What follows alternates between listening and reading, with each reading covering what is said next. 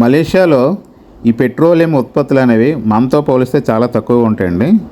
Gas 650 రూపాయలు ఉంటుంది subsidy ఏం లేకుండా. అదే పెట్రోల్ అయితే 50 నుంచి 55 రూపీస్ ఉంటుంది. వీళ్ళకి ఏంటంటే పెట్రోలియం ప్రోడక్ట్స్ ఎక్కువ. అందుకోసం ఒక రకంగా చెప్పాలంటే కంట్రీ రిచ్గా ఉండడానికి ఇవి కూడా కారణం.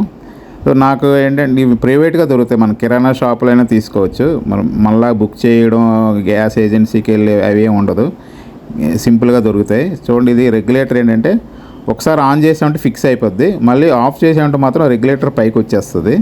సో ఆఫ్ చేసామంటే మళ్ళీ పైకి తీసేసినట్టుగా లెక్క. సో మనలాగే ఉంటుంది, 14 kgs ఉంటుంది వెయిట్, సేమ్ అంతా మనలాగే ఉంటుంది. సో ఇది చూడండి, సేమ్ షేప్ అంటే ఇంకా నో చేంజ్ అట్ ఆల్. నాకేంటంటే గ్యాస్ సడన్గా అయిపోతే కిందన కిరాణా షాప్కి వెళ్ళి తెచ్చుకున్నా. వాళ్ళు ఏంటంటే పంపించడానికి లేట్ అవుద్దంటే సరే నేనే తీసుకెళ్ళిపోతానని చెప్పా. సో కిందనే మాకు లిఫ్ట్ ఉంటుంది కాబట్టి no problem. So gas fix చేసి మళ్ళీ వాళ్ళకి ఖాళీ సిలిండర్ ఇచ్చేసాను అంతే. ఇదండి, కీప్ వాచింగ్ మై ఛానల్. దయచేసి లైక్ చేయడం మర్చిపోద్దు, సబ్స్క్రైబ్ చేయడం మర్చిపోద్దు. జై హింద్.